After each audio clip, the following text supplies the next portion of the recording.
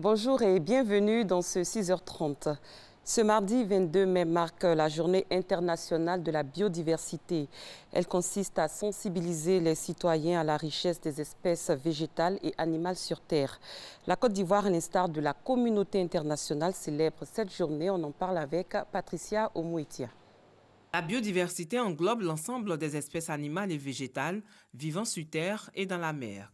Malheureusement, de nombreuses espèces disparaissent à cause des actions irresponsables de l'homme, notamment la pollution de l'environnement. Depuis la prise de conscience de la destruction de ce patrimoine vivant et de ses conséquences sur le bien-être des hommes au début du siècle, la communauté internationale se mobilise-t-elle pour inverser la tendance?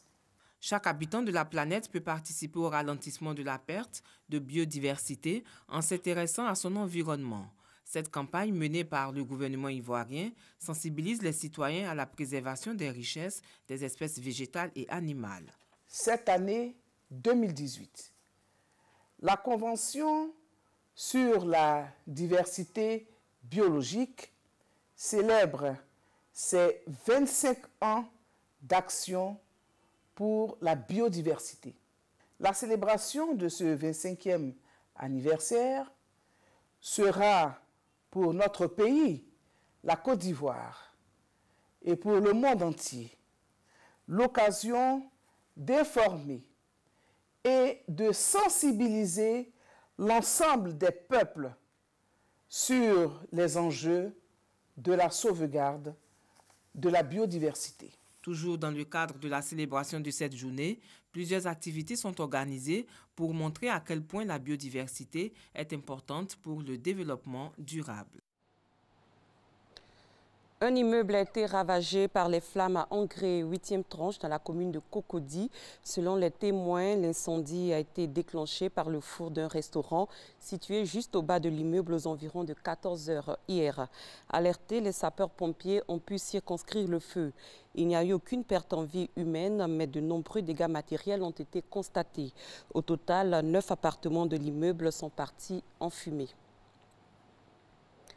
Ouverture hier de la 71e Assemblée mondiale de la santé. La rencontre se tient à Genève. Elle enregistre la participation de plus de 7000 délégués venus du monde entier. Cette année, l'Organisation mondiale de la santé met l'accent sur la couverture maladie universelle. Mamadou Kwasi. La couverture sanitaire universelle est au centre de cette 71e Assemblée mondiale de la santé, ouverte ce lundi 21 mai à Genève. Une rencontre qui a mobilisé plus de 7000 délégués venus du monde entier pour échanger sur les différents problèmes que chacun rencontre dans la mise en œuvre de sa politique sanitaire.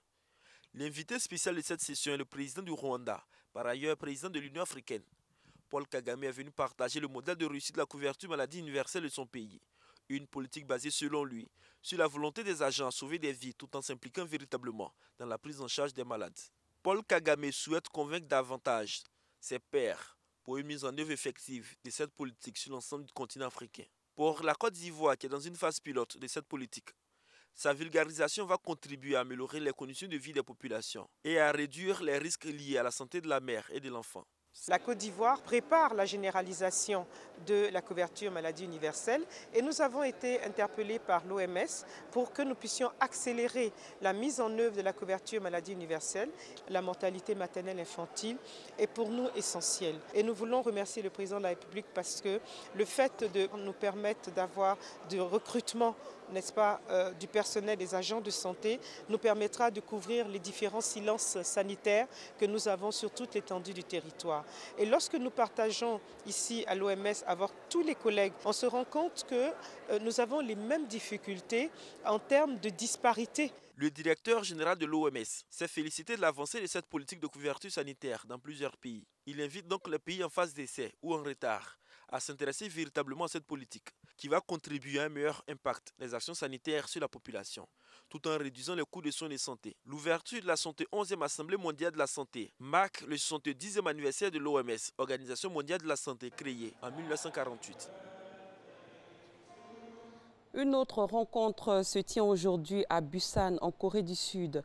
Il s'agit des 53e Assemblée annuelle de la Banque africaine de développement. Thème choisi, l'accélération de l'industrialisation en Afrique.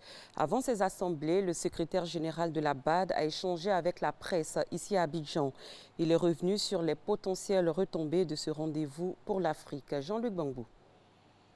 Pas de développement en Afrique sans industrialisation. C'est autour de cette idée maîtresse que se tiendront les 53e Assemblées annuelles de la BAD à Busan, en Corée du Sud. Un accent particulier sera mis sur la nécessité de promouvoir ces grandes infrastructures qui contribuent de manière significative à la croissance économique des pays.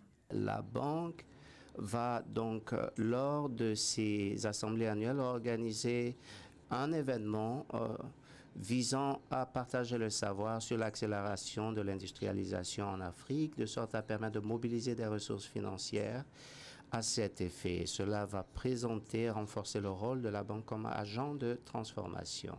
Eau, électricité, transport, le continent doit investir entre 71 000 et 93 000 milliards de francs CFA par an dans ces infrastructures, alors que les investissements n'ont atteint que 34 000 milliards de francs CFA en 2016. Un déficit que s'attelle à combler la BAD. La banque a adopté les High Five, les 5 objectifs prioritaires, éclairer et fournir l'Afrique en énergie, nourrir l'Afrique, intégrer l'Afrique, industrialiser l'Afrique et améliorer les conditions de vie des populations africaines. Et ces objectifs sont alignés sur les ODD. Tout en expliquant le choix de la Corée du Sud pour abriter cette 53e Assemblée annuelle, le secrétaire général de la BAD a souligné le rapport du continent africain à ce pays qui est passé par des épreuves semblables à celles connues par nombre d'États africains. Parlons agriculture. L'anacarde, une spéculation à fort potentiel industriel, va connaître un nouvel essor avec le prêt de 107 milliards de francs CFA de la Banque mondiale.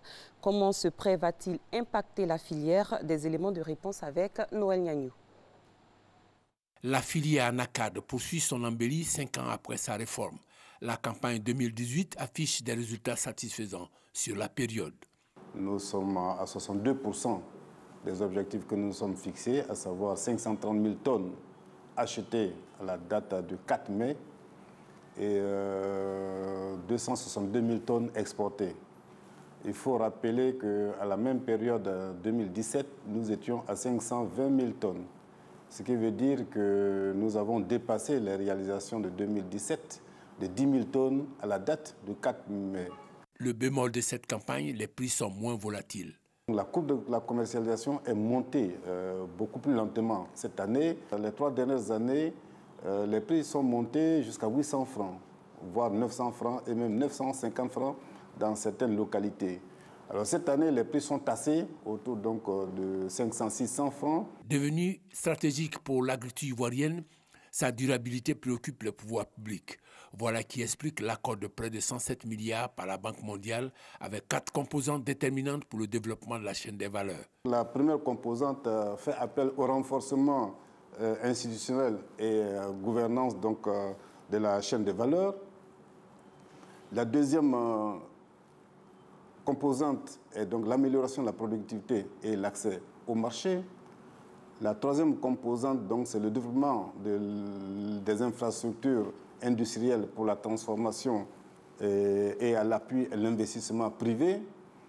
Et la quatrième composante est bien sûr la coordination.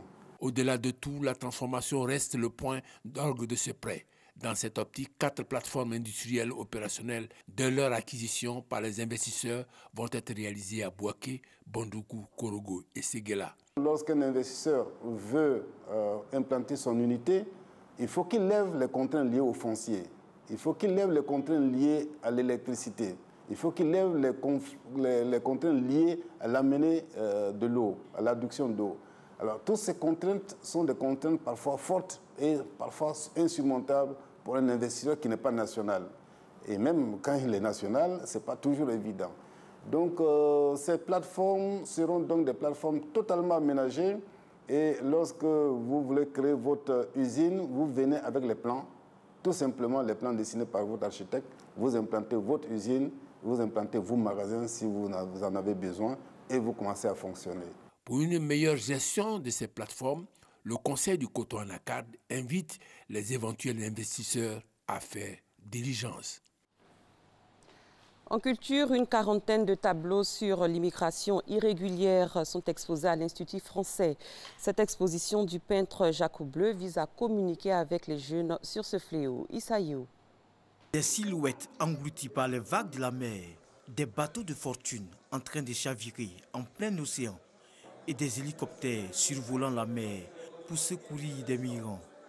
Ces tableaux reflètent les pires moments que vivent les candidats à l'immigration irrégulière lors de la traversée de la mer.